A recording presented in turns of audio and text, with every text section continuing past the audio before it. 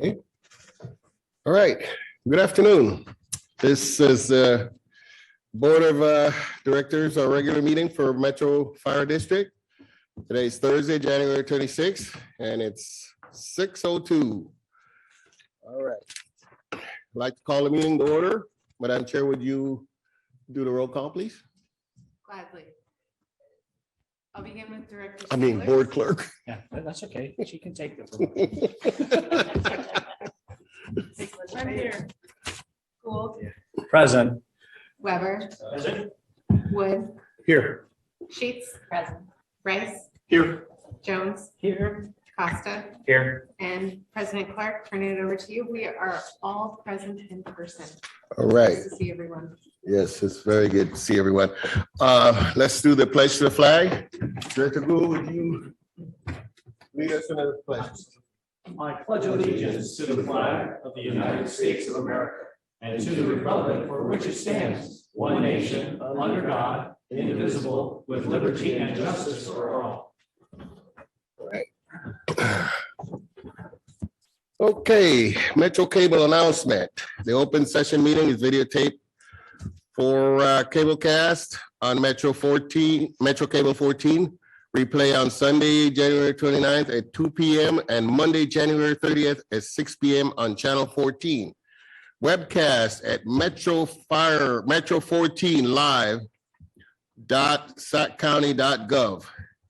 And next we have the public opportunity to discuss matters of public interest within the district jurisdiction, including items on or not on the agenda. Do we have any speakers?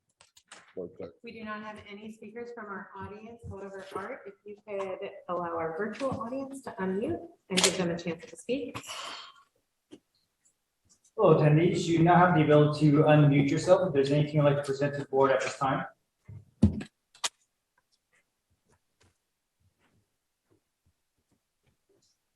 No response. Hearing none, let's go to the consent items.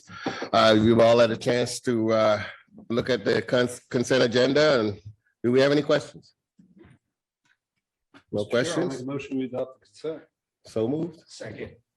All right, we have a motion by Director Wood, and a second, was it Director Rice? Costa. Costa. Okay. Madam Clerk, would you call the roll, please? Director Sailors. Aye. Gould, Aye. Weber, Aye. Wood, Aye. Sheets, Rice, Aye. Jones, Aye. Costa, Aye. and Clark. Aye. Motion passes. Next, we have a presentation item. We have a couple items. The first one is on the unrepresented salary and classification study. And presenters will be Shelley Anderson with Bryce Consulting. Good evening. Good evening. Good evening, Board President, Directors, Fire Chief Haverty, Pania. I think this is the first time we've had the entire board here in 3 years. About 3 years, so. You're here. Good evening. Good evening to you all. I am Ty Bailey, Deputy Chief of the Administration. Over the course of the 2022 negotiations and at the request of the Board of Directors, the HR division contracted with Bryce Consulting, who offered classification and compensation reviews to private and public clients in order to complete a salary survey for all districts' unrepresented personnel. Shelley Anderson from Bryce Consulting was retained in the spring of 2022 to complete this survey on our behalf, which included a salary survey, job description reviews, and job classifications assessments. The Metro 14 was utilized for this study. It included and provided consistency for the salaries used for comparison purposes during negotiations for suppression, VC, Metro Medic Program, and the ASP contract. The following presentation is not an action item, and there will be no recommendations included, and your vote will not be needed. The changes that are being recommended by Bryce Consulting will be considered during the mid-year budget preparation, and if recommended, it will be included in mid-year budget action. The presentation this evening I would like to, at this time, invite Shelley Anderson up to the dais so that she can provide us with a summary of our findings. And at the end of that, I'd be happy to answer any questions. So thank you. Good evening. Oh, perfect. Thank you. So what we were asked to do on this phase of the study was to, oh, which one is it? This one? That changes it. Am I changing it or is he changing it? There we go. Thank you. The purpose of the project was to review the duties being performed by select positions within select classifications and determine if the classifications and the job descriptions are accurate, appropriate, based on the duties that were being performed at the time of the study. We looked at 11 positions within 10 classifications. Those classifications included the board clerk, the controller, the health and fitness program manager, the human resources analyst, the human resources manager, the human resources specialist, the logistics manager, the payroll analyst, the payroll supervisor, the procurement specialist, and the senior staff administrative coordinator / fire chief secretary. Each of the incumbents completed a questionnaire that was very detailed, that gathered information about what their responsibilities are, the requirements to perform those duties, and then I interviewed each of the employees to gain some additional information. What we've recommended is that for the board clerk, the title remain as it is. However, the job description has been updated. For the health and fitness program manager, I recommended that the title be changed to health and wellness program manager, and the job description has been updated accordingly. For human resources analyst and human resources specialist, I've recommended that those classifications be collapsed into an entry and a journey level human resources analyst. So it'll be a 1 and a 2. And that job description has been updated as well. The human resources manager has been updated. The logistics manager, I've recommended that the title for the classification be changed to the logistics and procurement manager, and the job description has been updated. And then for payroll analyst and payroll supervisor, it was an update to the job description.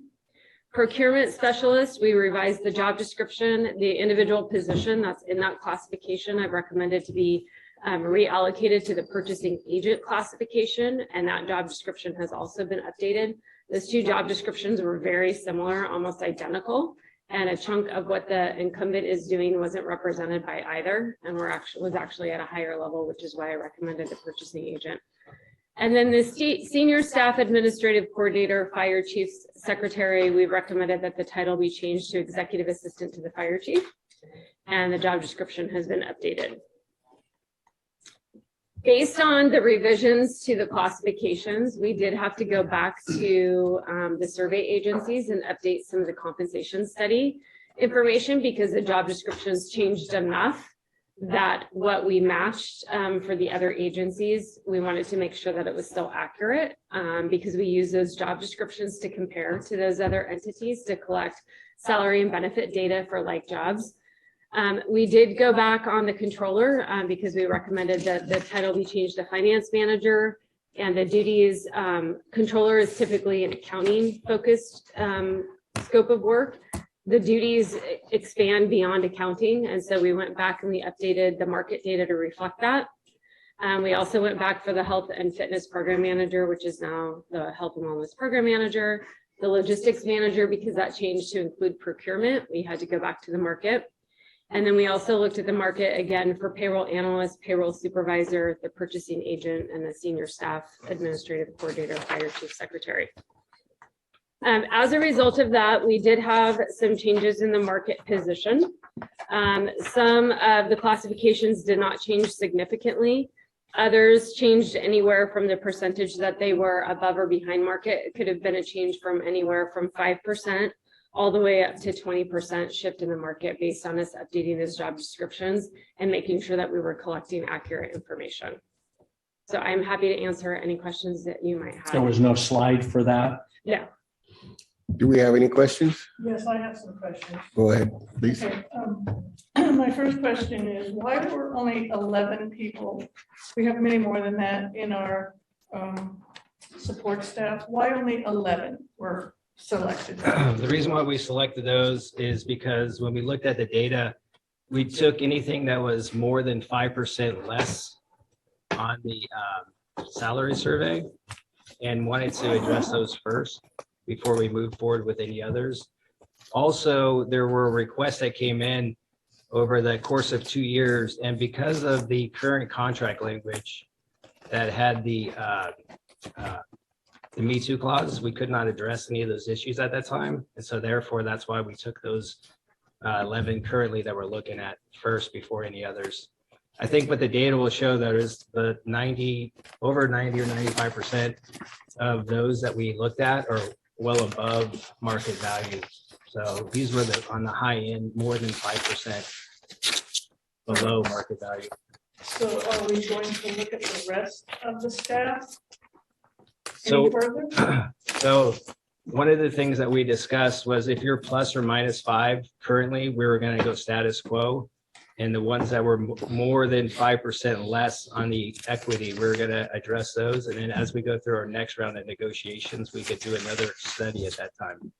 Okay, so another concern and reason why we asked for this survey was, are any of our staff being overworked? Do we need to hire more help? And does this survey answer that question?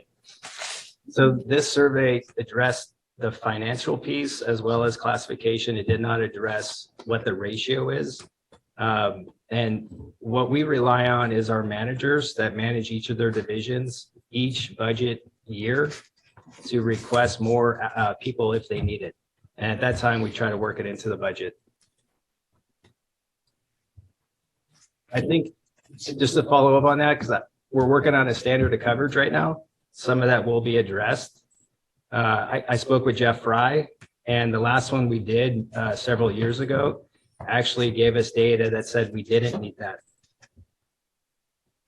I'm sorry, we didn't need what? To add additional people in different divisions that have been brought up, just based on how big we are.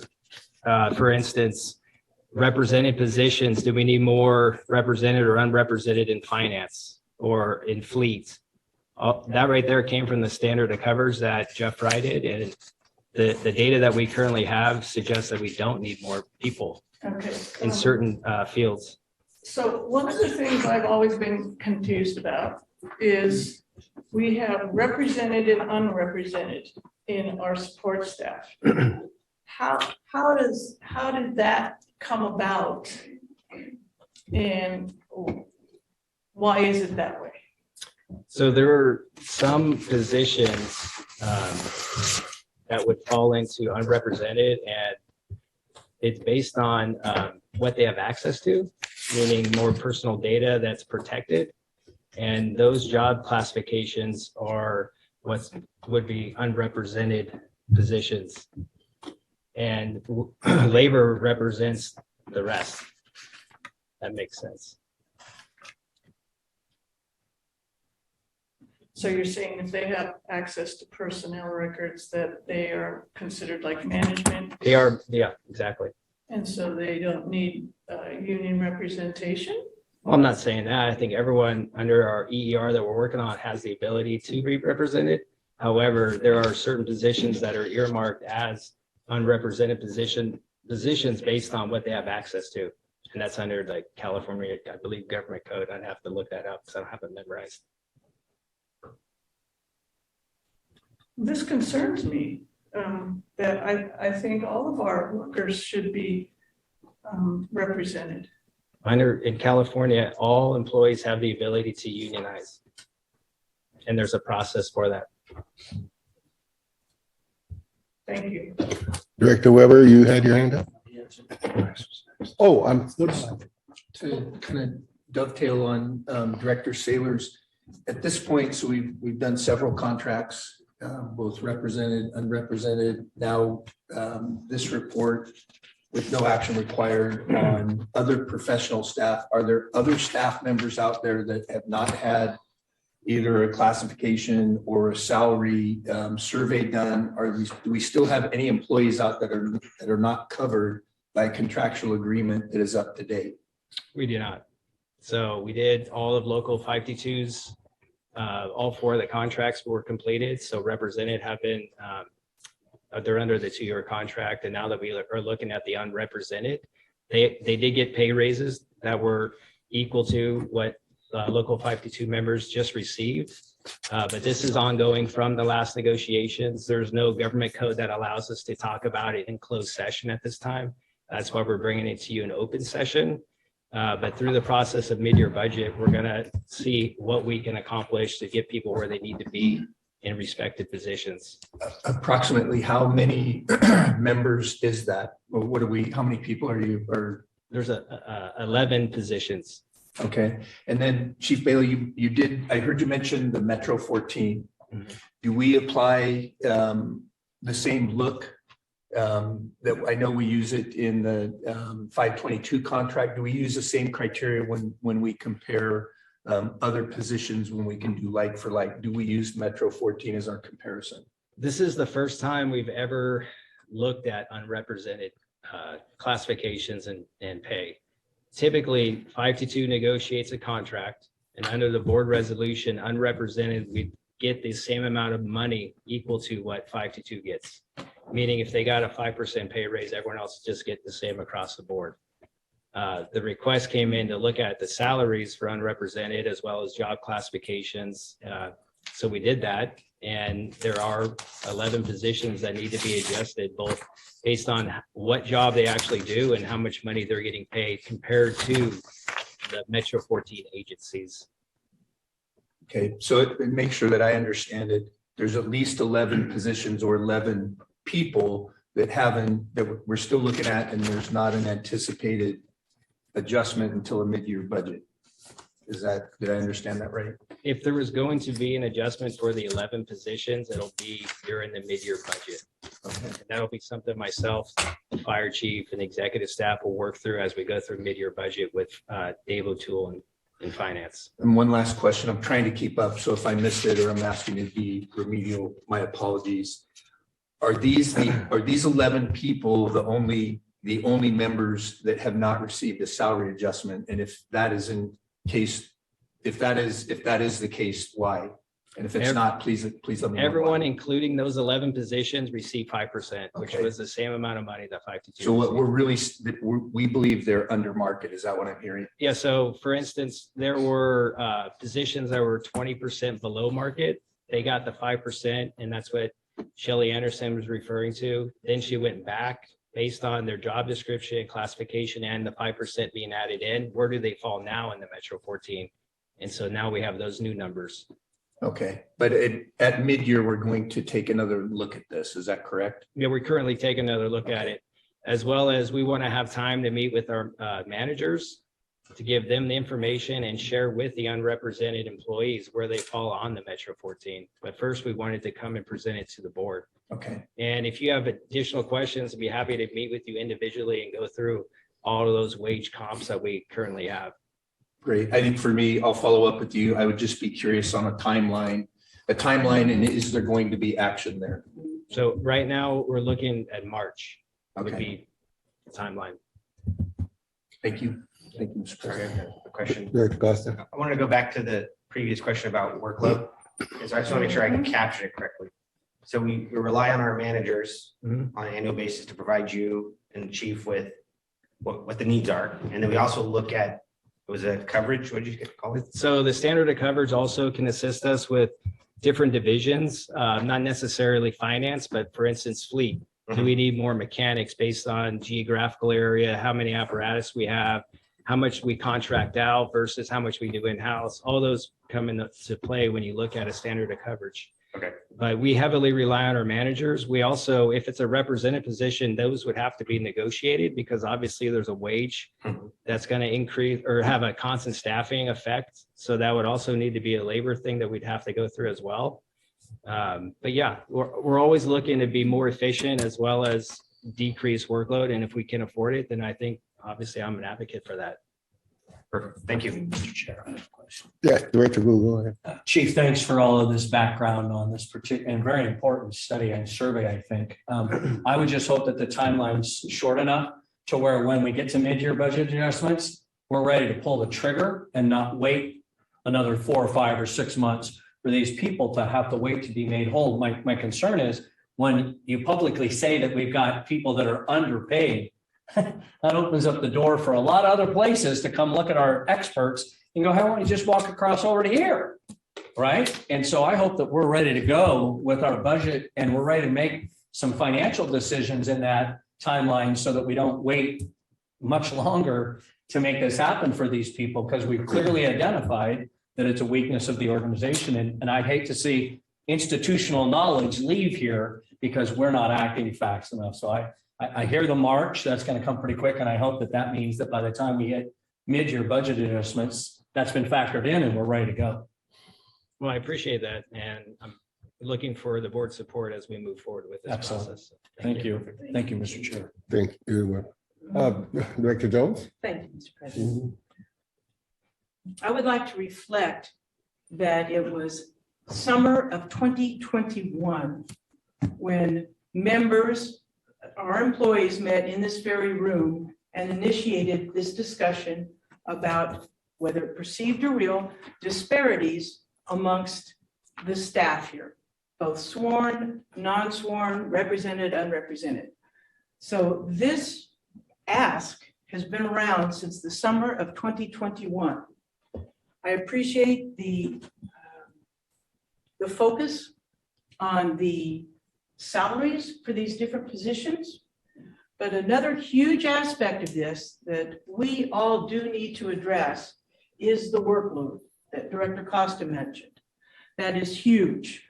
And to say that, oh, we're just going to, well, it is important for the managers to put this forward, but different personalities, different perspectives, positions within the organization might make some spokespeople stronger than others, and yet the need is still very real on many different levels. I personally, I'm looking at EMS, HR, and whatever else that we need to plan for the new stations that we have in line to build. We need to anticipate administrative and staff support for this expansion that's coming, in particular with the city of Rancho Cordova and East Sac County. We need to get ahead of the game. My sense is that our staff, it's like a rubber band. Our staff is already out to the max, to the limit. I appreciate that incredibly hard work that everyone is doing. We need to help loosen the tension on that rubber band. And that's done by adding additional people where needed. And I would encourage all of us, I think the best format might be just a workshop to be able to ask questions and have a discussion about these different needs. And again, please bear with my tone of voice. This conversation started almost a year and a half ago, almost 2 years ago. So I really want to see some movement on this, some constructive movement with salaries and what would be the word? We need to fill out our employees. To have 2 people struggling doing the work of 4, or 3 people struggling to do the work of 4, something like this, it's just nuts. Not every day, everyone can't be here every day. There's vacation, there's sick leave. We need enough bench to keep the district above water and moving forward. Sorry for that analogy. But we need to have a good, strong bench so we can keep this up. So if something happens to one person, it's not a person-dependent job. It's an our organization can handle that. It's not personality-driven, it's organizational and functionally driven. Let's please all keep that in mind when we plan for mid-year review and or we plan for a strategic planning meeting. This is what we as a board, we really need to focus on this. I encourage my fellow directors, senior staff, and all of our employees. Be honest, be forthright, and let's work together to figure out where our needs actually are. Totally agree with that, Chief Bailey. We need to find out where those needs really are without in a very straightforward, honest, and professional way, and I have faith that we can do that. Mr. President? Thank you, Director. Any other questions? Having no further questions, thank you, Chief Bailey, for your answers, and to Ms. Anderson for her presentation. Thank you, Shelley. Thank you. All right. Next, we go on to Community Services Update, and that would be Captain Wilborn, our PIO, Public Information Officer. Good evening, board members, President, Fire Chief Haverty, Melissa, and Art. Art doesn't ever get acknowledged, but I'm sure he's every week, and he does an absolute phenomenal job. Absolutely. So thank you, Art, for being here. I wanted to come before you to give you an idea of where we have come since I've taken this position and since we've restructured, and where I'd like to see us going. Our Metro Fire does an incredible amount of stuff.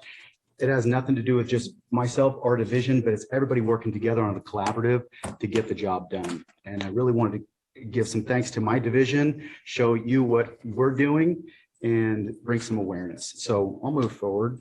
Let's see if I can find it working.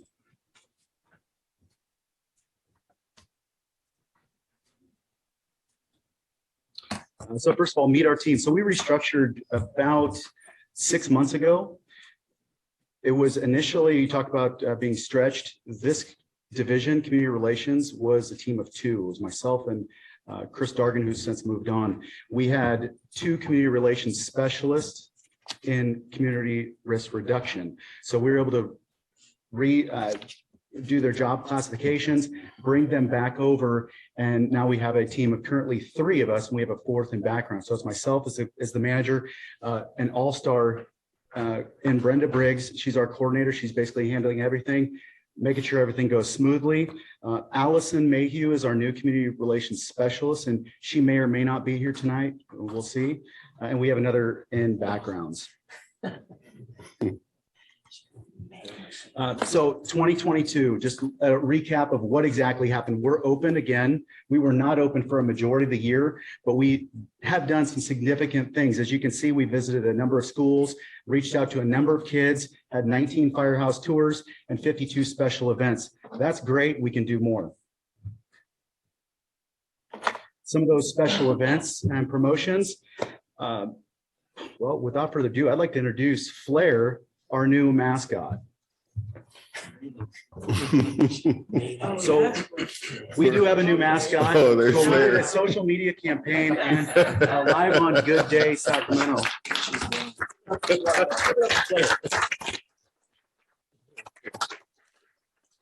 Blair's been seen around the country already. She was on Good Day Sacramento, and we initially did the campaign of what are we going to name our new mascot. We got a number of different names. We ended up going with Flair and did a follow-up with Good Day Sacramento as well. We've also redone our swag. So notice we do have new kids' helmets. We also have new stickers. Now, the intent of that is when we hand these things out, when we hand these things out, I want it to look like the stuff that we wear. And beforehand, it just wasn't. So the new sticker badges we have, they look identical to the firefighter badge. Your helmet looks like almost like my helmet. So we're just kind of upgrading all of our swag. A couple other things. Rancho Cordova Star Program, we're a big part of that this year. We've really close ties in with the city of Rancho Cordova. The Star Program, I don't know if you're aware of it, but it happens around the Christmas time. And these are kids that the school districts reached out and said, hey, we've got kids that are in economically depressed or problem zones, and these kids are thriving regardless. And so we gave them a $100 gift card. We walked them through. They got teamed up with either Rancho Cordova PD or Metro Fire personnel, and we walked through Target and gave the kids $100 worth of just stuff to just say, hey, keep it up, right? Cancer awareness engine. When I first came in, we were basically footing the bill for the cancer awareness wrap with the local 522. We took a collaborative approach and said, this is good for not only us, it's also good for our community. Let's get more people involved. And we got the whole wrap basically covered by the city of Rancho Cordova, the Sacramento Kings, the Republic FC, 522 stepped up again, the association, and the wrap was about $4,500. So the last two wraps on our engine have been covered by promotions, and which is a good thing for us to collaborate. We're still hitting the trunk or treats, the tree lightings, the fill the boots. I'll tell you a little story about the Christmas caroling this year at the Firefighter Burn Institute. We had 41 engine arrived on a structure fire. They pulled a female out. They took the female to UC Davis with major burns. They were already slotted to go to the burn center and sing Christmas carols. Well, they went there and they sang her Christmas carols that morning. So it's just being there for our community, even in those harsh moments. That's what we do. And that's what it's been our mission to showcase what we do. Lowe's National First Responder Event, we got in contact. Lowe's reached out. They said, we want to give you $50,000 in stuff that your fire stations can use to go benefit the community. We met with them at our logistics. They sent truckloads over and dumped it all out in front. We did a cool media event there. And we just recently won a Fireworks Safety PRSA, the Public Relations Society of America Award, along with our partners at the City of Rancho Cordova for a fireworks safety social media campaign. So the 2020 strategic plan, I was not aware of this when I took the position, but this is important to you folks and it's important to us. So there is a section in there under external engagement. I want to go through that and how we're meeting your objectives. The first one, 1A, improve Metro Fire's visibility. I think we've done that in the last year and a half. Enhance a partners' awareness, Metro Fire's contributions at the federal, state, and local levels. Our community events, we've already gone through those. Our website's been updated. Art was a big help with that, and Brenda Briggs has crushed it. Getting that done for us. It's a user-friendly platform, and it's now ADA compliant, so it reduces our risk from folks. There is certain individuals out there that are targeting governmental agency websites for not being ADA compliant. So ours is now compliant. It's a living document. It's going to change, and we do need to continue to make adjustments, but we are doing good things.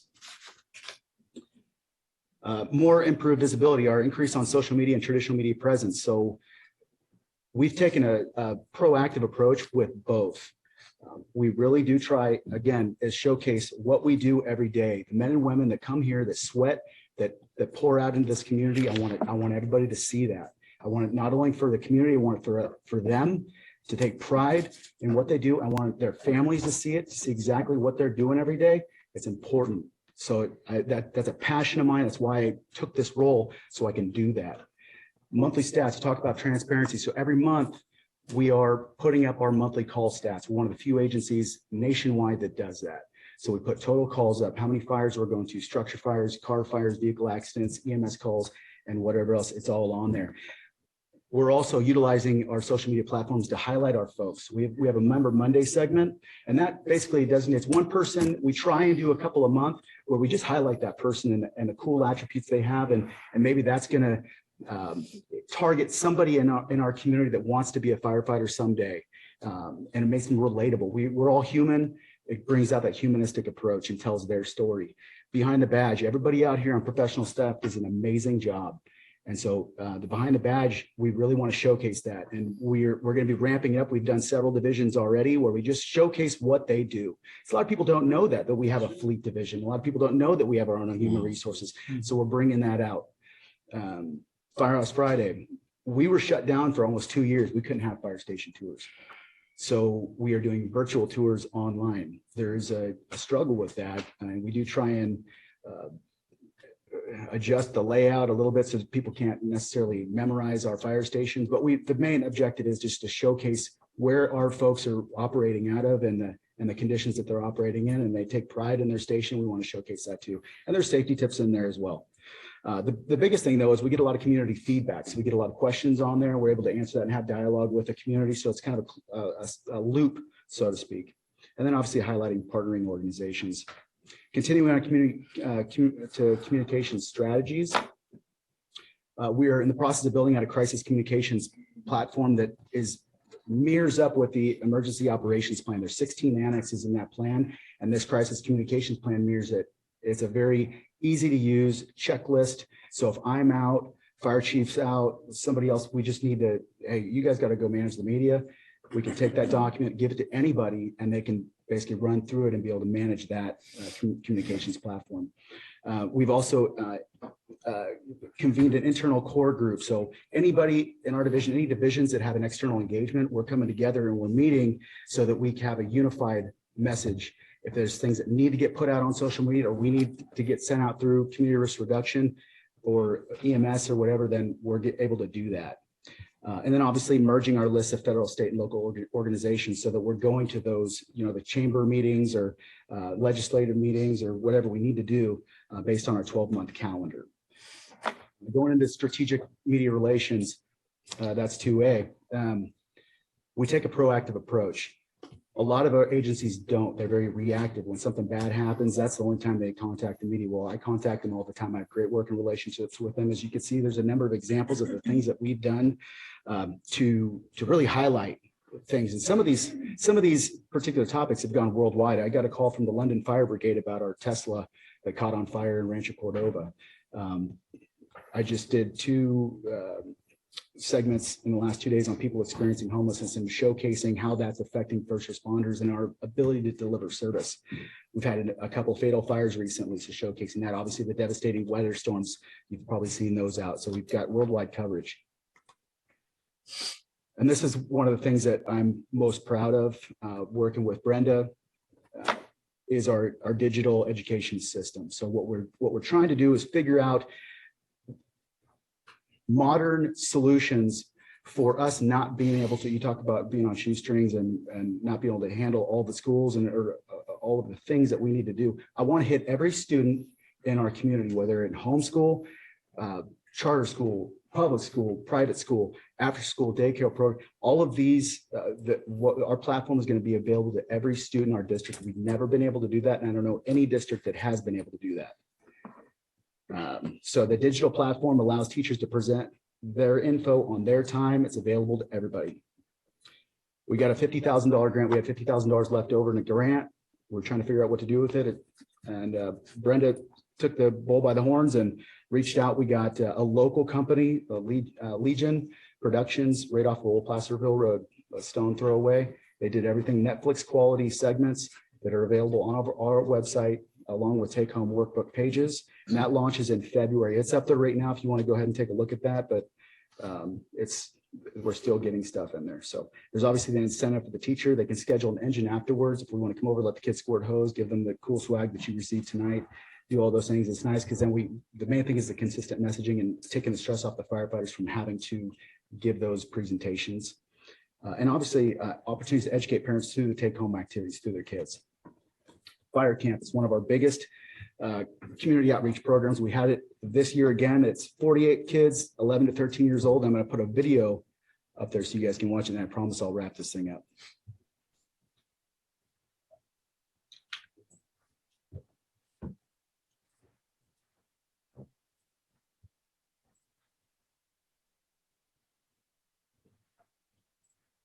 Sorry, I love it.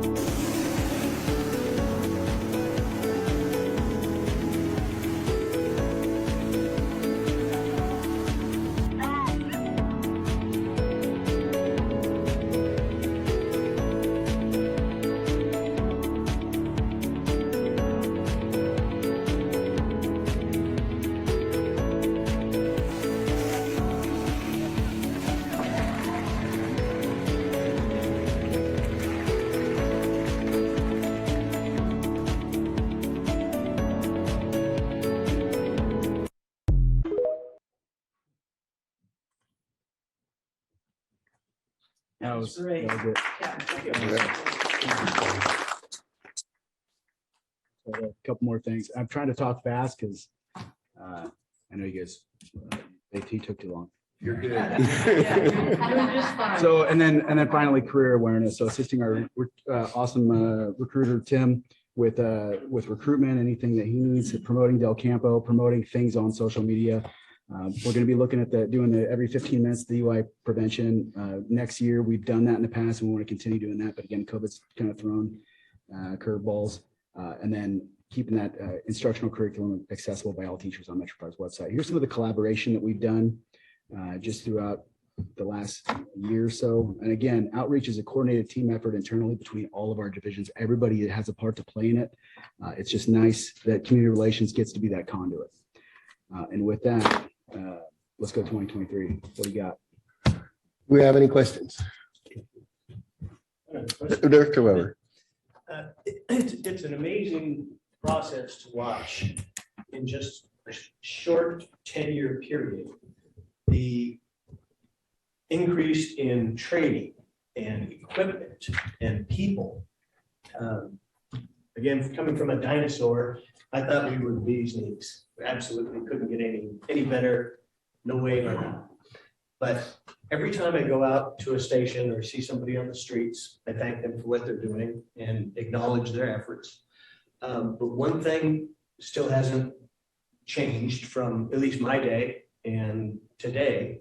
Every one of the folks, including day folks and everybody in every division, we're just doing our jobs. So I thank all of you for just doing your jobs, and especially yourself. It is so refreshing to see such a passionate individual doing just your job, but also obviously what you love. And hats off to your incredible team. I had an opportunity to work with some of these folks when I was here. And again, you couldn't have held a candle to me then, but you are smashing me now. So good for you. Again, hats off to you. Any other questions or comments? Seeing none? What? Oh, good. Captain Wilbur, I was going to have a comment at the end, but I'll just get it now. I just wanted to say thanks. Everything you've got in here is absolutely amazing. I love fire camp. I think it's a wonderful program. I tell Brenda that all the time. I brag about it to everyone I know. The fact that we've got several of our current members that went through that program over the years is a testament to the success of that program. And I think it's wonderful. I love getting out on the Fridays and helping cook the dinners on the competition. I think that Delman and I have done a few years of those. And look forward to that. Hopefully I look forward to it every year this year. Yep. But so thank you for bringing that to the attention. You did a great video. Also, just the work you did the last few weeks on the fire smoke detector blitz. You and your team are amazing, and everyone that was out there over the last couple of weeks. This last weekend, being out with Engine 42 and you guys out in North Highlands. Everyone, just the interaction you and our members have with the community to get them engaged and get them responding is wonderful. And everyone I've seen, we've left very positive reactions, very positive impacts on those people. So thanks for all that you've done, and your team too. And just to touch on fire camp one more time, we've actually had lives saved because of that program we had, and Brenda would know the story better than I do, but we had a couple campers that actually ended up doing CPR or the Heimlich and one and saved his dad's life. We had one camper who she was at a birthday party, and then she started CPR, so they just were all at the pool. And then we've had 3 or 4 campers become firefighters here at Metro, and a lot of so huge success. I think we might have had a life-saving commendation here from one of them. Yeah, that showed up here. So it was great. Sorry, I got a quick question. Go ahead. There. Go ahead, Victor. Great presentation. What do you need from the board? How can we help you? What do we need, Brenda? I was talking fast because I kind of did a mock one. It was 20 minutes. So I got they're not going to hear this. So I had to speed it. we need your continued support. Obviously, fire camp, you guys are one of our biggest advocates, and for fire camp, we appreciate that. And let me just mention that there is somebody else in here who's had a huge impact on fire camp, and that was Chief Haverty. He was one of the people who developed it. Yeah, that's right. The founding father. Right there. I'm a temporary position, and that's why I've told Brenda from the start when I brought her back over from CRD and promoted her to coordinator. You are the continuum. You're really the glue that holds this whole thing together. You're going to get PIOs that come in and go, but fortunately, she does an outstanding job. So, Well, I would just say, please don't hesitate. Either one of you. I mean, we're here to support, so please reach out and ask us if you need something. is there anything that you folks want to see that you're not seeing, or just real quick? And I'm not trying to steal the show, please, but is there anything that Great presentation. It was great. We'll talk offline. They're things. They're good things. All right. Got your number though. Having no further questions or comments, Captain Wilburn, thank you for a great presentation. We appreciate you. Next item on the agenda, we're going to action items, and we're going to deal with the ratification of resolution to extend teleconference of board meetings, government code 54953E3. And the recommendation is to consider adoption of a resolution which would extend the ability to teleconference without compliance of government code, paragraph 3, subdivision B of section 54953 from January 26, 2023 through February 24, 2023, or until further ratified. Do we have any questions? President, I make a motion that we accept this. Motion by Director Sailors. Do we have a second? Second by Director Rice. Board Clerk, please call the roll. Director Sailors. Aye. Weber. Aye. Sheets. Aye. Gould. Aye. Wood. Aye. Rice. Aye. Jones. Aye. Costa. Aye. And Clark. Aye. Motion passes. Okay, next we go to reports. President's report. I would like to thank the directors that who will be attending Cap to Cap in Washington, DC this April, and the following directors are going to attend is Jones, Director Sheets, Director Weber, and myself. With that, we move on to the, that's all I have from President report. We move on to Fire Chief's report. Chief Haverty. Thank you, President Clark, honorable board members, members of the public, and dear staff. I'd like to start out with some reassignments. So congratulations to Captain Jeremy Crawford for being selected to fill the EMS Day Captain assignment that will be effective, was effective the 23rd of this month. And Captain Ryan McMahon has been reassigned from the EMS Day Captain position to suppression. That's effective the 6th of February, and we would all like to thank him for his dedication and commitment while working in our EMS division. We have some recruitment opportunities, career development opportunity for emergency planning and safety battalion chief day assignments, and the internal only. Final filing is the 3rd of February. A logistics technician, final filing is the 30th of this month. Accounting specialist is both an internal and an external recruitment. Final filing is the 10th of February. I have an office technician, also internal and external recruitment. Final filing is also the 10th of February. And finally, a facilities technician, which is only an internal recruitment. Final filing is the 13th of February. The items that I have for us this evening, I'd like to start out with on the evening Friday, January 13th, just a couple weeks ago. Assistant Chief Jenkins and I had the honor of receiving the 2022 Firefighter of the Year Award from the Citrus Heights Chamber of Commerce on behalf of Engineer Tyler Williamson. Engineer Williamson was unfortunately not able to attend the awards banquet because, unbelievably, he was part of a search party on Donner Pass for some folks who had gotten lost on the mountain. That search ended successfully, thank God. We're very proud of Tyler for his work and his dedication to the people he serves. And I'm tentatively scheduled to present this award to him on February 3rd at Station 109. So if any of you would like to join me in that, you're certainly welcome to do so. We'll get a time that's convenient for the company and the battalion chief. I'd like to publicly thank our department membership for welcoming Congressman Kevin Kiley last Friday at Fire Station 32 on Hazel and Fair Oaks. Really, the congressman was truly interested in our department's operations, its multitude of emergency capabilities, and our recent response to these winter storms that wreaked havoc not only in our region but across the state. Mr. Kiley was particularly interested in viewing the flood rescue boats, the swift water rescue boats, and our air operations, the helicopter. And our personnel provided not only informative briefings, they provided some personal stories that I think captured the congressman's attention.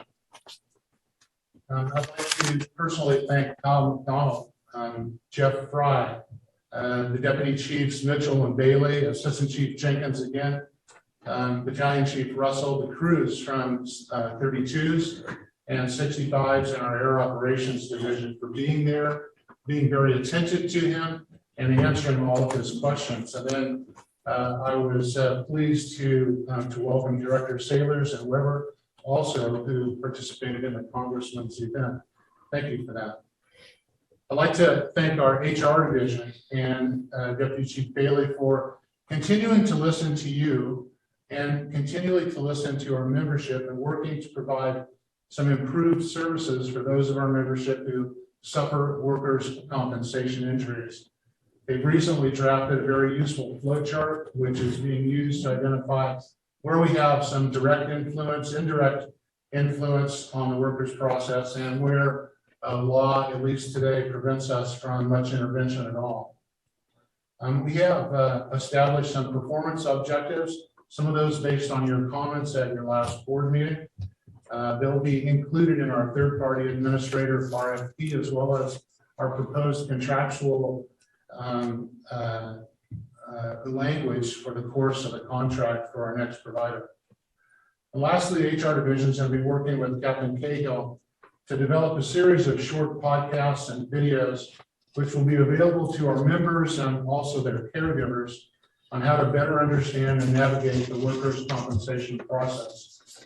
And those will be available either on our website or YouTube kind of videos, so that if you're at home and you're just kind of stuck on a particular set of place in the process, you have somebody to at least listen to, a face or a voice to help guide you through some of the more difficult areas. These are just some ways that we are listening, that HR is listening on recommendations to aid our membership in this area. I'd like to thank Captain Wilborn, if he's still here. He's still in the back there. Thanks, Captain. And his team for community relations for coordinating our smoke alarm blitz in North Highlands and Rio Linda last Saturday. Tremendous support from our CERT team, from Red Cross, from our station crews, including Truck 23, Engine 42, Truck 26, Engine 111, Medic 111, and BC's house, I think, is in the room here today, and Battalion Chief Reed, as well as Assistant Chief York Parika. They installed 1999 smoke detectors, smoke alarms, and handed out numerous others to the neighborhoods surrounding the loss of life fires that happened in those particular communities. I'd also like to thank our board members, Clark, Sailors, and Woods, for walking the streets with us. Thank you so much for that. Since our last board meeting, I've had a chance to do some outreach and meet with some of our allied partners, including Elizabeth Basnick, Director of Cali IMSA, our Citrus Heights City Manager, Ash Feeney, his police chief, Alex Turquette, our defense counsel, Bruce Shakes, Chief Kenny Pratt of the Sac County Airports, Chief Felipe Rodriguez of Casumas just this morning. Tomorrow morning, I'll meet with Chief Ken Casano of Folsom. Next, we're introducing, initiating a multidisciplinary team to work on PPGE&T, the Public Provider Ground Emergency Medical Transport.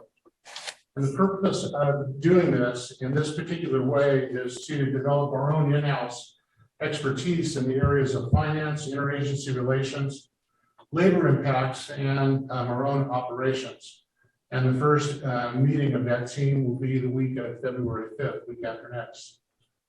Last Wednesday, I had the honor of welcoming our 14 recruits on day 2 of their fire academy. And as I was reflecting on what I wanted to say to them, I reflected back on my own entry into the fire service, which was 1983.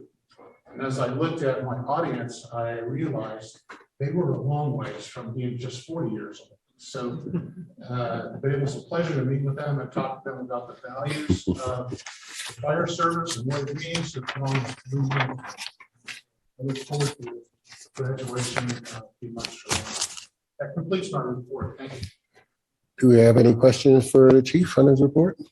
All right, next we move on to the operations report, and that would be Deputy Chief Mitchell. Good evening, President Clark. Thank you. Good evening, Board Good Directors. evening. Glad to see you all here in person tonight. I'd like to take this opportunity actually tonight on my operations report to yield my time to somebody you know well, PC Scott Perryman, who is currently helping us out as the acting director of EMS while Chief Rednicki is out recovering from a medical procedure. So I'm going to bring him up along with one of our newest members to the organization to highlight what he will do as our CQI manager. You heard the recruitment for the battalion chief that will be repurposed to emergency planning and safety to help us identify and address some of those items. But bringing on board Adam is going to help us move forward in CQI. So without further ado, Chief Perryman, come on up and take the podium. Thanks. Thank you very much. It's great to see you all tonight. The EMS division is thriving. We have some great people that are coming into the division. We have some people who have been in the division are now going to take it back into the field and share with what they've learned. We have some great movement because we have some great people coming in, but also it's kind of like one of those teasers. We want to tell you a little bit about some things that are going to be coming up. We're going to tell you about some of the successes that we've had. And one of those successes is about mobile integrated health. We had that year pilot. In that year pilot, we saw a reduction in the high 911 utilizers that we dealt with by 43%. We're able to deal with the 911 low acuity incidents. We saw a reduction by 85% in those individuals where we were able to treat them and release them on scene without them going into the emergency room. We saved over $1 million in that period. And there's some more tidbits to come when we see in the near future, but I'm also really excited to share with you what else is coming. And that is our new CQI manager. Good evening. My name's Adam Blitz, and thank you for having me. I am just a little about me as I moved to Sacramento in 1990 from Washington, D.C. And that's when I got into EMS. I started at Foothill Ambulance way back then. As a matter of fact, the first time I ever laid eyes on Dr. Gould, I don't know if you remember this, but you were coming in with lungs and a heart from a cow. To teach innovation. That was amazing. But I had a great street career, 20 years as a paramedic with Foothill, Sacramento Westport, that became AMR. And I really loved being an allied agency with Metro Fire. The vast majority of my career and the calls I ran were with the brave men and women of Metro Fire. And I even got to live in some of those firehouses during the American River days. I went on after 20 years into clinical oversight, and I've helped start the AMR partnership with DC Fire back east. But most of my clinical career was also here. So 98% of my career has been in the SAC EMS region. So I have coming here, I got to see a lot of faces that were familiar, people that mentored me, people that I came up with, and people that I oversaw at AMR. So I'm really excited to dive into the data. That's something CQI people are nerdy about. I'm really excited about the initiatives. The MIH is very intriguing to me. The investment you all make into just being a great agency, for instance, the Lucas devices and CodeStat and things that I haven't had the opportunity to work with before. The investment everybody's putting into me it's overwhelming to me. I'm excited to be here, and if you ever have any questions, I hope you'll feel free to call on me. And I think with that, I've taken up enough of your time. Thank you. Thanks for voting on my position. And unless there's any questions, that'll do it for operations. Yeah. Do we have any questions for Chief? Chief Mitchell, for Chief Perryman, what is for the mobile integrated health unit, do we have an annual budget line, and if so, what is it? So, and he can speak to it robustly, Director Rice, but it is currently under a grant funding that is, and I can't recall the number exact, 1.1 million for the allied agencies and the hospital council. We've extended that past the 12 months initially, just based off of some cost savings we've recognized to continue that out through the first part of this year. And I know I don't want to steal too many of his tidbits. There's some good news here coming shortly to publicly announce, we hope, with an extension through some additional funding sources for that. I'll wait for you to bring it up, but I will say, I will say this is the way of the future. This is the next level of service to deliver not only the appropriate care, but hopefully being able to deliver patients to the most appropriate facility. So you have one at least vote on this board 100% of the time. I think this is going to be one of the most important things that we do for the residents of the district. Our EMS system is incredibly taxed, and the members, the men and women that serve in it, they do everything from counselor to hands-on paramedic and EMT. So keep it up. I hope we see this program expand. And Scott, I really want to hear what's coming up. So thank you. Appreciate that, Director Russ. We look forward to bringing a number of initiatives that change the way we deliver that service to our community, provide that value here in the near future. My day job, I've got coming up to the Hayward Fire Department. The city of Hayward has a really robust program. And then I also will do a second day in the city and county of San Francisco with the San Francisco Fire Department's program. Let's chat kind of offline.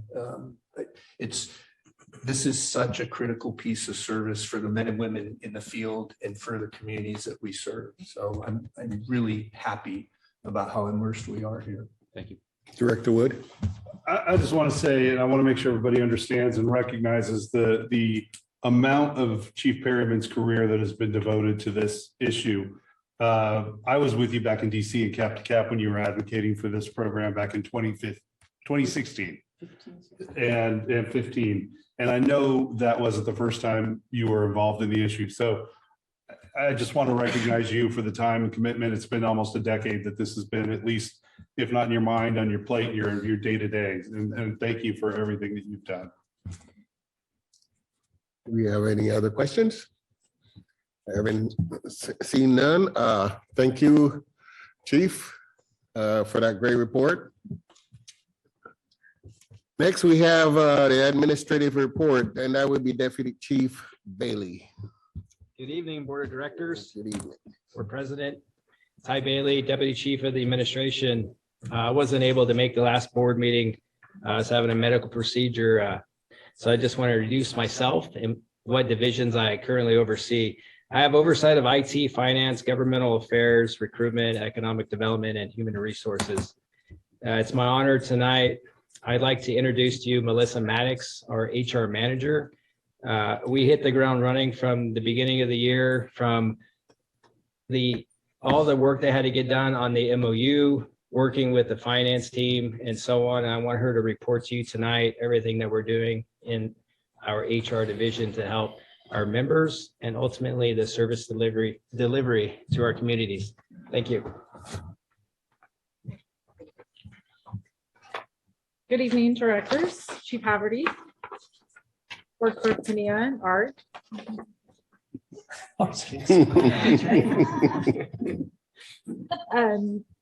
I'm Melissa Maddox, the HR manager for Metro Fire. I've been with the district for almost 16 years in May. I was promoted to HR manager in 2011, so I've always been in HR my whole career with Metro Fire. The Human Resources Division is responsible for recruitment, employee onboarding, including background investigations, employee relations, policy and procedure development, employee benefits administration, absence management, workers' compensation administration, risk management, insurance and self-insurance, as well as any other projects or initiatives, data requests, any other stuff that comes in from other divisions. We will assist as needed. Tonight, I would also like to introduce you to the HR staff. I don't have a PowerPoint because they would never let me put their picture up there. So I will just introduce you by name. First, we have Alicia Melnichuk. She's the HR analyst. She's been with the district for 15 years. She was hired shortly after I was. Leslie Miller. They're not here. Well, Michelle's here. I wouldn't make them work at nighttime, but it's okay. Leslie Miller, she's also an HR analyst. She has 22 years of district service. And I did pass this by her approval, but a fun fact about Leslie is that her father is also a retired fire captain with Metro Fire. And she spent her first birthday at Old Station 32. So, and she has pictures of it. So it's really cute. We also have Candace Sarlis. She's our workers' comp coordinator. She has 8 years of district service. And Michelle Dehoney, who is here. You can stand up, Michelle. Michelle Dehoney, HR specialist, has 7 years of district service. And also we have Ali Zablowski is our administrative specialist. So she assists HR and Chief Bailey. And she has 4 years of district service. Leslie, Michelle, and Ali have all worked, especially Leslie, have all worked in other divisions within the district before they came to HR. So I think they bring a wide variety of experience and perspective within the district. So Chief Haverty stole a little bit of my thunder with recruitments, but currently HR obviously is very busy with recruitments right now due to promotions at the end of the year and then internal promotion or retirement, sorry, at the end of the year, and then internal promotions, which leads to backfill behind there.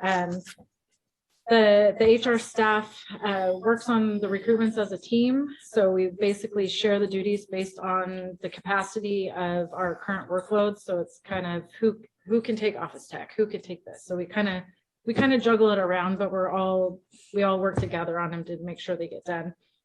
Our current recruitments that we're working on include EMT and paramedic for the MMP program, facilities tech, facilities manager, assistant fleet manager, fire investigator, fire inspector, supervising fire inspector, mechanic, office technician, accounting specialist, logistics tech, and promotional exams for captain and BC coming up in May and June, which are my personal favorite thing to do is promotional exams, especially engineer, but I don't know if we're doing one this year. I don't find out. Lastly, I would just like to tell you one of the reasons why I'm so proud of the HR division. We made it through COVID. When I woke up this morning, the first thing I heard on the news was, and I thought it was a sign, that today is the 3-year anniversary for the first reported case of COVID in Sacramento. So basically, as everybody, overnight, the world changed. We started working 100% remotely and had to rethink all of our HR processes. While some of our responsibilities came to a screeching halt, like recruitments, testing, interviews, everything just stopped. We needed to refocus our efforts on supporting the district and our suppression staff who were still out there on the front lines. We began navigating through all the new COVID leave laws and OSHA regulations, such as Senate Bill 95, Senate Bill 114, Assembly Bill 152, just to name a few. I was hoping Council Laver was here because I did want to thank him tonight for his support and our constant phone calls and emails over that time, discussing how to administer all these new rules and leave laws, because of course the Senate bills are exactly clear how they're supposed to be administered and what applies when, and it's really easy to navigate through. So during that time, our workers' comp claims tripled, and with the also adding in the other element of COVID testing and tracking, we had over 75,000 plus hours of leave time that was needed to be tracked and recorded, which required an enormous amount of coordination and communication with other divisions, with employees and other divisions in the sense of payroll and staffing. All that kind of had to be coordinated between all those divisions to make sure it was all recorded correctly in telestaff and payroll was getting done right and all that stuff. So we came together, HR came together as a team. We supported each other. We supported other divisions where needed. And like the rest of the world, we continued our work while taking care of our own illnesses, our own families, and homeschooling all of our children, which we all had children from young to school age, which was a whole nother experience in itself, an interesting challenge for sure. I believe that our HR division grew from this experience. We're a very tight-knit group and we care for each other, and we will always work as a team and not as individuals. I know we all serve the district and our employees with a tremendous amount of dedication in everything that we do. And we're very proud to work for Metro Fire, and I can speak for the whole team. With that, I would like to thank you for your time, for letting me just brag a little bit about HR, and Chief Bailey for giving me the opportunity, and Chief Haverty. With that, I don't have any other questions, or if you have any questions, if not. Do we have any very much. questions? Director Weber. It makes my head spin, which just you said about everything that you do, and I don't know if I got the numbers right, but you have 4 employees, including yourself, 5? Me, 4 HR staff, and an administrative person, yes. And again, just listening to that, it sounds like if you had double the staff, you still couldn't keep up with all of your responsibilities. Would that be fair? I feel like we keep up, just maybe, we could always do better. Okay. Good answer. You folks are doing it, time. Thank you. Yes. Any other questions? Director Rice? Melissa, just a comment. Thank you for the awareness on, I never really thought about, even though I knew it, the work that went through HR to get an organization through the pandemic. And then Chief Bailey, the question I have for you on this, I'm hoping you might have the answer. Did the County of Sacramento share any of the federal relief money with Metro Fire or any of the other special districts in the county? Do you know? I could refer to finance to get the exact number, but we were able to capture, I believe, $2.6 million. Okay, thank you. But we were not able to capture as much as obviously cost. Yes. I just want to say, I appreciate Melissa being here tonight and speaking to the board. I think coming from her, it's really heartfelt. I think what she forgot to add is she had a new deputy chief last year in January when I was promoted. And we negotiated 2 contracts in 12 months time. So it's just a tremendous amount of work. And I thank you and your staff for everything. Thank you. Thank you. Thanks, Melissa. Thank you. Any other questions? Thank you, Chief Bailey and Ms. Maddox, for highlighting the work that HR division does. It's wow. Like Director Weber said, it made my head spin too, the amount of work you guys do. So appreciate you. Finally, we have for Sports Services report, we have Deputy Chief Wagaman. Good evening, President Clark, Board of Directors, Chief Haverty. My apologies. This too will go over 2 minutes tonight. We will do better moving forward. First, I'd like to dovetail on the fire chief's report as well as Captain Wilborn's report regarding the smoke detector blitz. I would like to thank the community risk reduction staff, Chief Law, and everybody who was involved in that amazing operation. Installing 99 smoke detectors, for those of you that haven't been out going door to door, that's incredibly hard to do, especially with the language barriers, people not wishing folks to be in their houses. That is a huge accomplishment, and I can only imagine how many lives are going to be saved because of that operation, and I hope it continues. As previously mentioned, I want to continue showcasing the support services branch. Tonight, we're going to be highlighting the logistics division. Logistics is broken really into 2 parts. We have the logistics in the warehouse, and they have purchasing and procurement. And as you can imagine, a district the size of us, we buy a lot of stuff. And purchasing is incredibly busy. And they make sure that we follow every single rule when we are purchasing things. An outstanding operation. Within the logistics division, there are a team of 11 folks that work there. They fill a total of 6 different positions, and they rotate to make sure that they stay fluent in those positions every 3 months. Every single day, they drive throughout our district. They go to headquarters, fleet, facilities, communications, training in every single firehouse. 180 miles a day, 900 miles every week. and 46,000 miles every single year just to make the connection between logistics and all the buildings that require all the equipment that's necessary for them to function day in and day out. That's over 200 to 1,000 items every single day. That's EMS supplies, custodial supplies, office supplies, and apparatus equipment. I don't really want to state this statistic because I don't want to jinx it. But over the last 20 years, there have been no traffic citations and no accidents with all that mileage, and I hope it continues.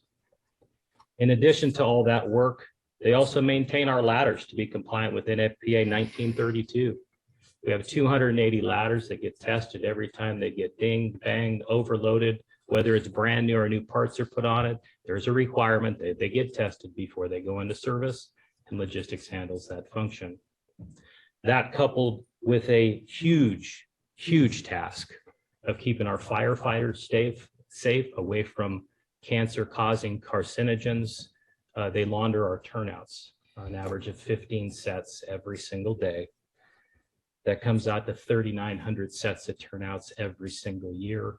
And for those of you that haven't washed turnouts, it's like trying to wash a large down comforter, right? It's almost impossible to wash and it takes forever to dry.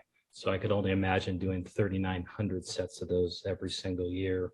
That coupled with they keep all of our small machinery in working order. That's our chainsaws, our circulating saws and generators, lawnmowers, extrication equipment, all that stuff they do in-house.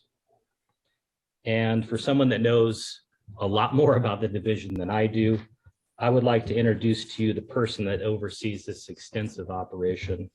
And it is my honor and privilege to introduce to you, and I love working alongside this gentleman, Mark Jones.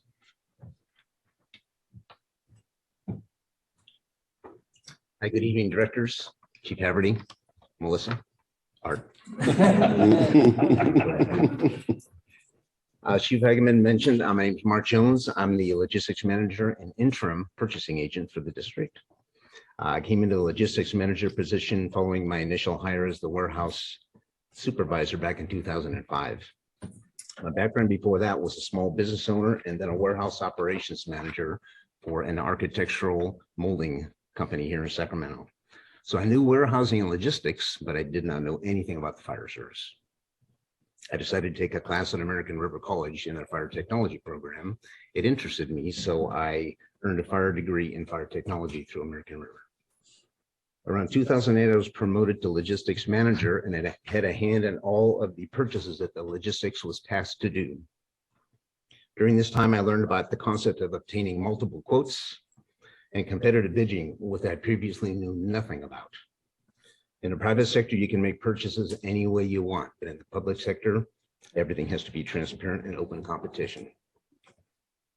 Through my work with composing informal and formal bid documents, I was asked by the district in 2010 to fill a role as the interim purchasing agent because the purchasing agent at that time was being promoted to CFO. I agreed to fill that interim role. Since that time, I've continued that role as well as my logistics manager's role. Last year, I attained the certification as a certified public procurement buyer and a certified public procurement professional through 2 different national organizations. That training helped me with the procurement part of my job. As for logistics, I have 1 office technician, 7 logistics technicians, and 1 stellar assistant logistics manager, Mark Siebert. Mark runs daily operations for our division and oversees the 6 different specialty positions that Chief talked about. Mark is also a reserve firefighter for Metro, and he's busy through the evening, overnight, and then he comes to work every day with a smile. I could not do my job without him, and also with the 7 logistic technicians. I'm blessed with a fantastic crew. In fact, at an upcoming board meeting, we're going to share a video presentation showcasing what the logistics goes through during the day. We don't have that today, but we'll have that in the future for you. And speaking of stellar employees, I'd like to introduce our procurement specialist, Courtney Moore. Courtney, would you like to come up and say a couple words? We have 2 people in our procurement team. Actually, 1 1/3, 1 1/4 in a procurement team. I'm the quarter, she's the 3/4. So Courtney, I'll let you say a couple words if you like. I'll be brief. Good evening, directors, Chief Haverty, Board Clerk Pania, and Art. Got to keep it going now. I do get the question every now and then, what is purchasing's purpose? And I'd say the short and sweet answer to that is we're here to provide value-added professional procurement services to help divisions meet their goals while promoting fair and open competition. So important. And so from public works, construction, goods, professional services, we're here to help all the divisions get what they need in order to succeed, while also maintaining the integrity of the public procurement process. I don't think any child you ask, oh, what do you want to be when you grow up? And they say, oh, I want to go into purchasing procurement. But truly, it really does capture and revolve around things that are really important to me, like providing such a high level of customer service, both to our internal customers and our external, our vendors. And also just the importance of integrity and ethics. All of that is a key part of procurement, especially public procurement. So it turns out to be quite a good fit. And also just to kind of, again, promote here, purchasing, as Mark mentioned, I think it was in 2021, the Universal Public Procurement Certification Council, they offer an exam. We both applied to take the test to get our certified professional public buyer certification, and we both passed. Just this last fall, we also applied to take the exam through the National Institute of Governmental Purchasing for their certified procurement professional certification. We both passed. So Metro Fire's purchasing division, we are 100% CPPB certified through the UPPCC and NIGP CPP. Too many acronyms. Awesome. Yeah, it's a big deal in the procurement world, but thank you all. I know.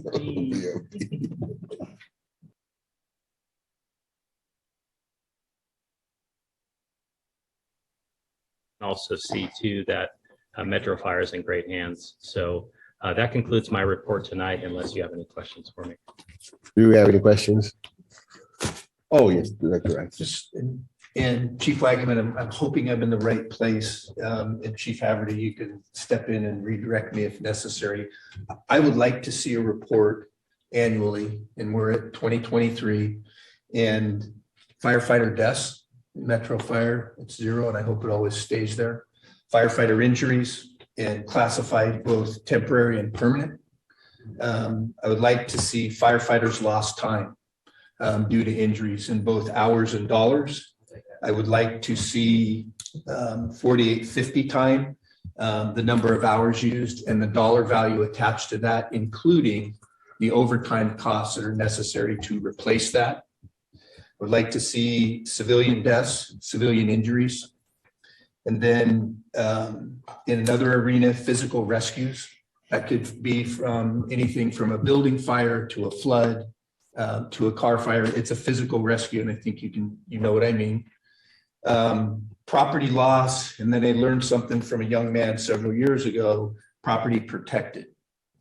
And then to close that out, and I want to do the same thing. We'll start with fire activity and emergency activity right now. I would like to see the total number of fires, building, vehicle, vegetation, and other. And I would like to see us pursue this type of a report in the EMS arena too. I want to put a little bit more thought into it, but we have had a lot of fatality fires. And the last time that I looked at it, I was a deputy chief here, and firefighter Brian Walsh and Captain Mark Schwegler did a report. And at that period in time, it was either 2010 or 11, right in there.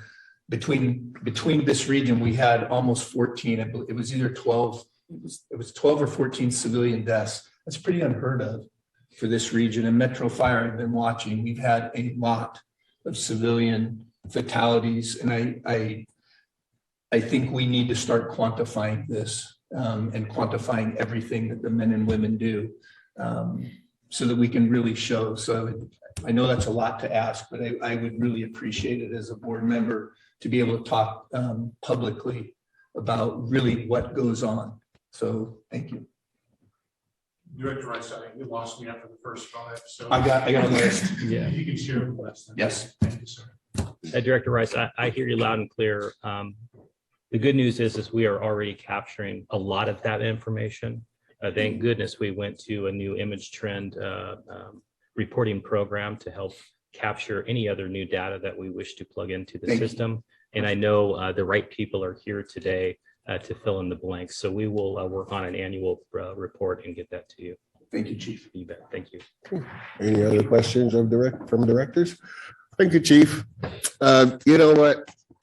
These reports just illustrate what a great organization we have. I mean, we got some fantastic personnel. I mean, I still think we're the best fire, district in the world. Next, we have firefighters local 522 report from Chief. He's the vice president of local 22, Matt Cole.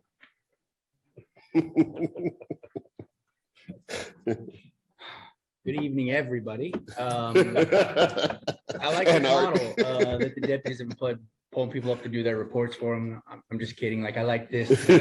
I like getting to hear from many people in the organization and having them introduced to you. So that in that same sort of intent, I'd like to introduce Pete Vitava. He's one of our directors for Local 522. He represents the membership side by side with me. He just got sworn in for his second term, and I'm going to ask him to provide the 522 report for you. Apparently, you get sworn in for a second term, you have to start doing board reports. So good evening, President Clark, board members, Melissa, Chief Everett, and Art. So since our last board meeting, there's been a couple events. We attended the local 2881 CAL FIRE, had a banquet, strengthened our relationship with our CAL FIRE brothers and sisters. It was pretty well attended, a lot of fun. Last week, we had a call with DHCS to hear the status of the PPGMT program, its challenges, what the future looks like for that program, and the direction that that's going to go. We had our EMS recruitment for our Metro Medic program close, and glad to report, super excited. We have 55 ALS and over 300 BLS applicants. We haven't seen a number of 55 in that ALS column in quite some time. So we're really super excited about that.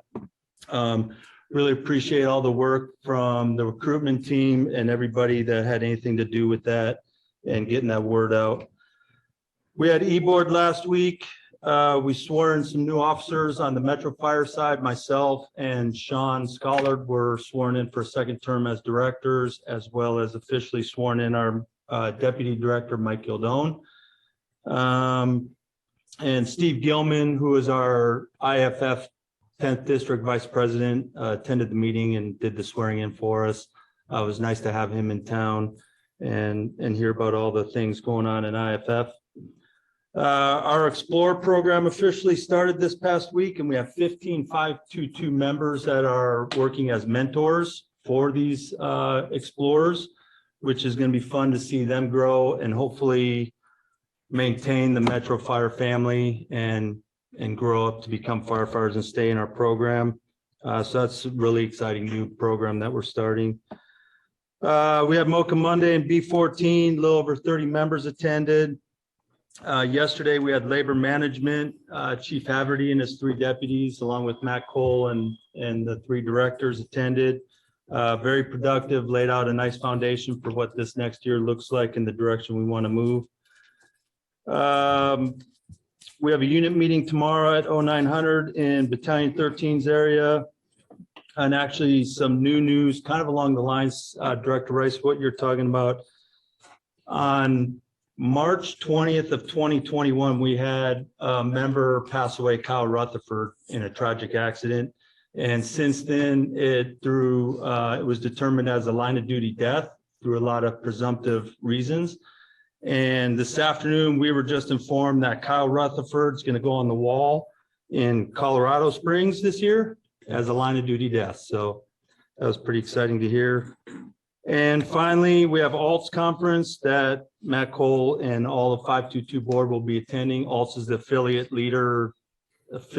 leadership training summit in Clark County, Las Vegas. Clark County sounded better. It'll be in Las Vegas, so we'll get a lot of information that we can bring back. It's always nice to hear the new things that are coming up in different arenas through the IFF that they sponsor that. So that's all I got, unless you have any questions.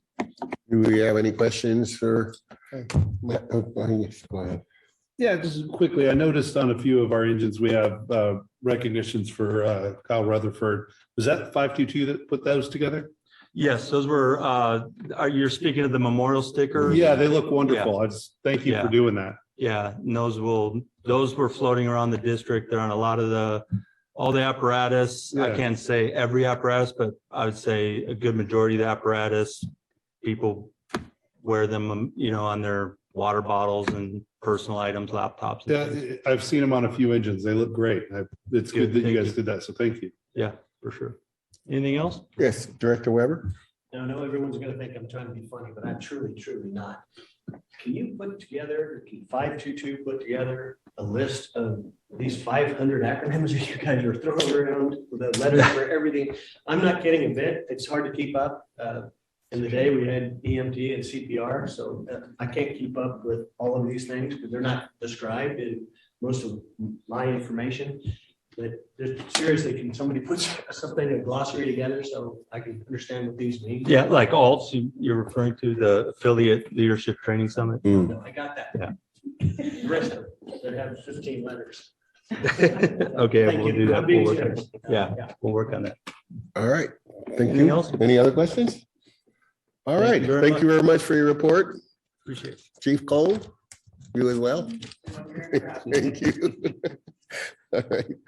All right. Next, we go on to committee and delegates reports, the executive committee.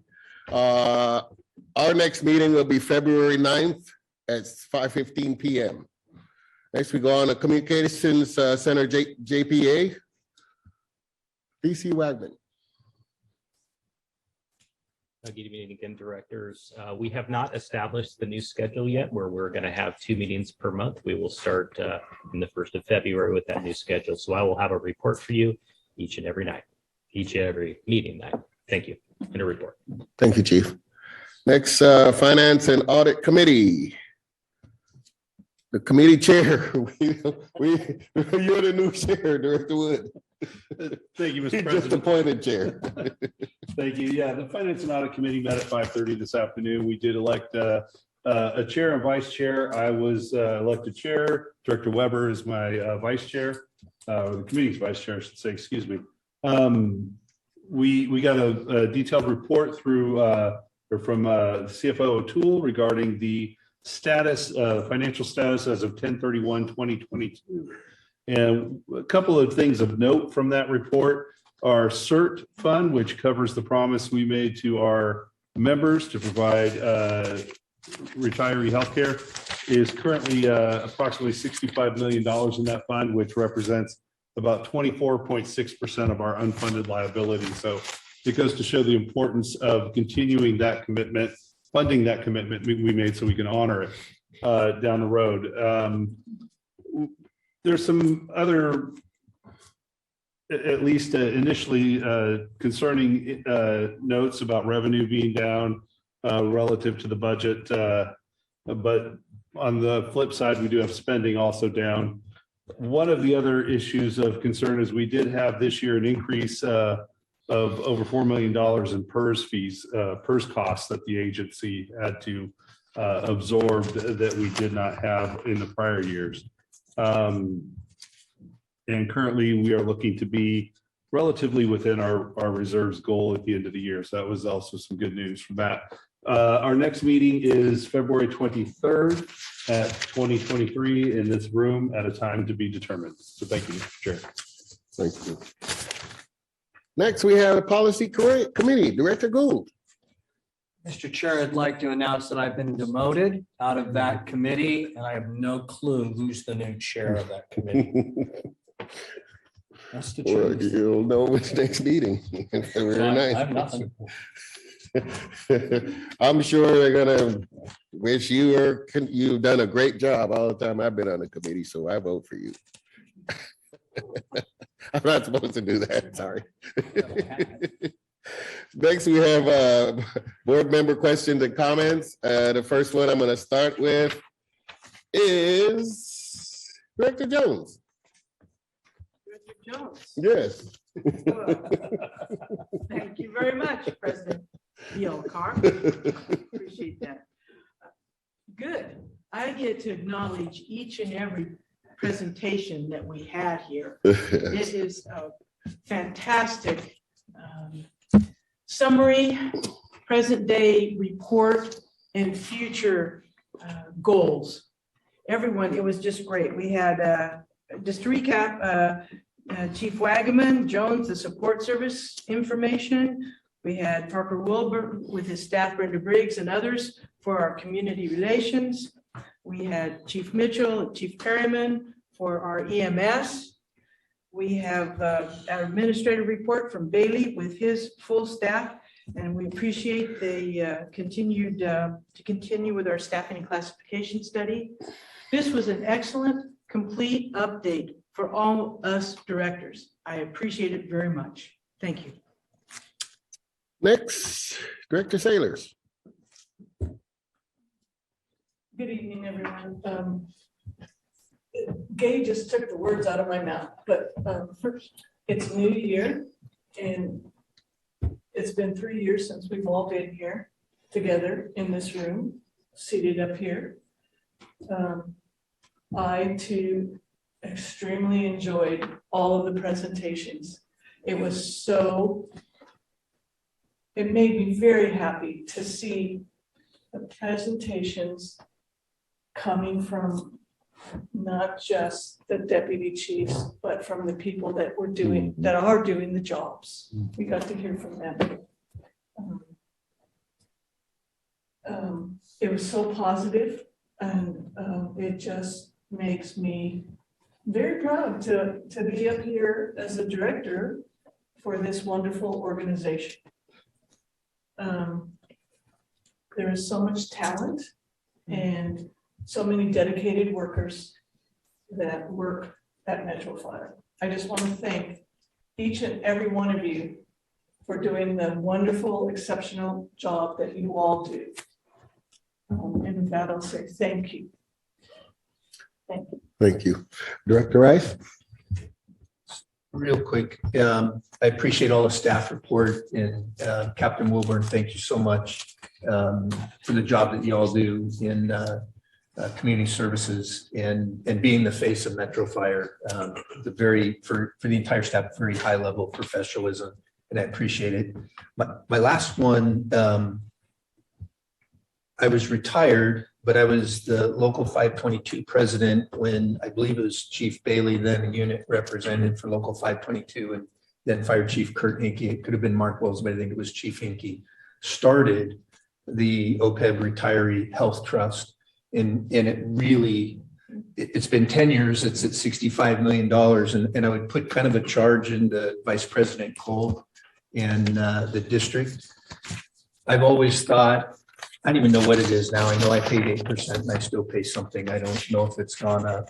This is critically important to our members and our future members to relieve the pressure on retiree healthcare on members coming up. It's not going to mean anything to me in a few short years. I'm going to cross over to Medicare. This number and where we're at is really important, and I encourage both sides to really look at it and look what it takes to get us in a position where our newer and younger members are not going to have to worry about their retiree health care. I think we're in that spot. We should probably start talking about it. And some people might not want to hear this, but if you're going to invest some money somewhere, this is a good place to do it. And I'd put some more in. So you better hurry fast because you only got 3 years to catch me. This one's important. That's all I have. Thank you so much. Thank you, Director. Director Gould. Sorry. Thanks, Art. And I'd like to do my annual, it's been a few years with this whole pandemic thing, but I'd like to do my annual plea of any organization that's out there in this region that benefits from our activity.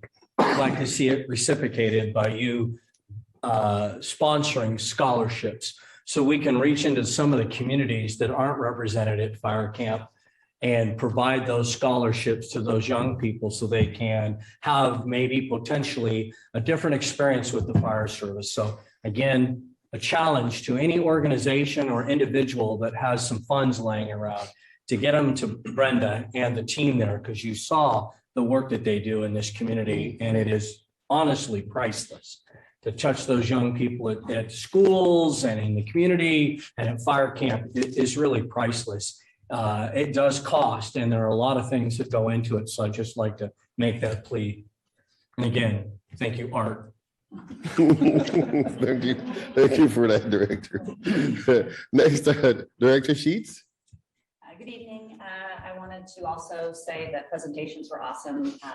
Looking at the video of all of the kids at the fire camp, I remember all 3 of my daughters got to go to it and experience it, and we still have the certificates and the little hats and everything like that. So it's really awesome. Really excited that the every 15-minute drills are going to be coming back.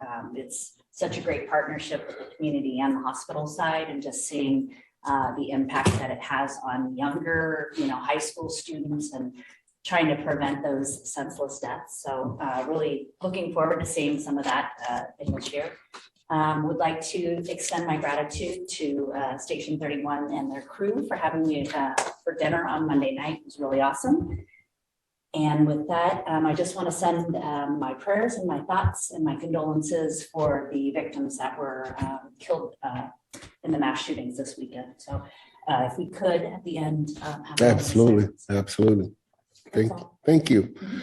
Director Costa. Thank you. I do want to thank staff and all of those that came today to present, because I think it's important that we get to meet everybody and learn what everybody's doing. So thank you for that.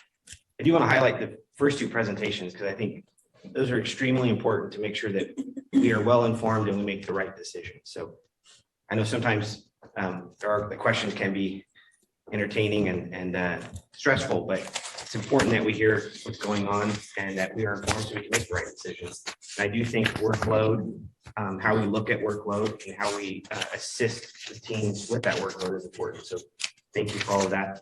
And to the strategic plan focused on communication, I want to make sure that we're utilizing the 9 individuals up here and our social media platforms and our networks to really get the word out. So please reach out. And then finally, I just want to thank the men and women of this organization that wake up every day to meet the challenges in the community and the risks of public safety, and really thank your families for the sacrifices that they make so you can do that. So thank you. Thank you, Director. Director Weber. Thank you, everybody. Thank you, Chief, Melissa, and Art. I want to thank everybody for their hard work. You know who you are, you know what you've done. Thank you very much. I want to recognize the fact that the chief and his senior staff and his staff, in 17 days, in his report, you could hear the amount of work that he is already making, they are already making a significant impact on. Certainly work comp is one tiny thing, but I applaud you for taking it as seriously as you and your team have. You are being noticed, all of you. The membership notices. And again, in just an extremely short time, the amount of work that you've already been able to accomplish, there was a reason that you were chosen for the interim chief, and you're doing a fantastic job, and I applaud you and your entire team. So thank you. I'm a little worried when I say I've got this idea.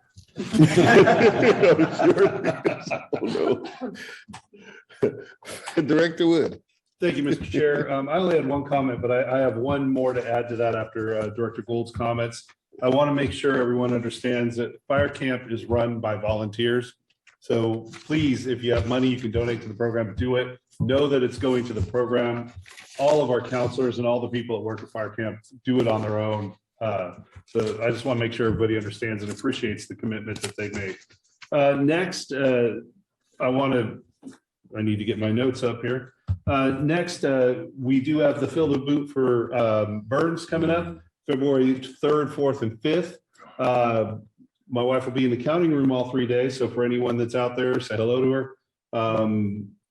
We do need, Chief Cole, I'll need your assistance, or I won't, but the Burn Institute will. We do need firefighters still for shifts on that weekend. Anyone can volunteer for any number of spots. We have people that run water out and make sure that the boots get taken back and forth. So they're runners. They're just like a couple hours of shifts in the morning or in the afternoon, just to help out and help these firefighters. Donations are needed. Chief, you've got a very big boots to fill, so to speak. Last year, for the last several years, Metro's won the Chiefs Challenge, and last year's tally was 13 grand from Chief Harp. So we've got a lot of money to start raising for this organization, so we can make sure that comes back. The other chiefs have done a very good job learning how we've been able to come up with such large amounts for the Saturday morning event with the Chiefs get together. So they're definitely not going to rest on their laurels. So we got a lot of work to make sure we get that trophy back. But Valerie Smart at the Burn Institute, ffburn.org. I think it's valerie.smart. But anyways, their phone number is 916-739-8525 for anyone that can volunteer. Talk to your people, family, anyone that can help. Please get them out there for the weekend and help the firefighters and help this organization. Thank you. Thank you, Director Wood. Chief, I know you can do it. I know you can win that contest. All of us with our help. All of us need to step up. And I'm volunteering too. Yeah. So let that be known. Finally, what more can I add? These directors have just covered everything. I mean, it's amazing. I just want to thank the A shift for Station 106 for inviting me to dinner. Very interesting, a lot of fun chatting with the fellows because there were only men there. And then I also want to thank Captain Wilburn and Brenda Briggs and what was her name from the Red Cross? Lori, Lori, for letting us tag along with them and this. Yes, and KCR3 for letting us tag along with them on this blitz. It was fantastic. What a service to the community. I mean, some people got like 5 or 6 alarms, or geez, every room, even for a garage, whatever. It was great, and the guys responded. They installed the devices, and it was just a fantastic day. And Chief, thank you also for inviting us. And that's all I have for my comments. Now we're going to adjourn to a closed session. So, Mr. President, one quick aside, I forgot. Yes. We're doing kudos and acknowledgement for activities. Yes. We got some football Saturday, the Pig Bowl. Oh, that's right. Stadium, kickoff 1 p.m. Hogs versus Fire Dogs.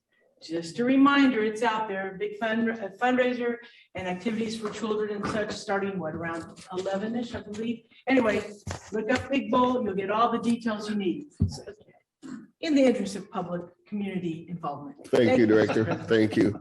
Now we're going to adjourn to a closed session. We have some expensive lawyers and they're sitting around and the clock's ticking.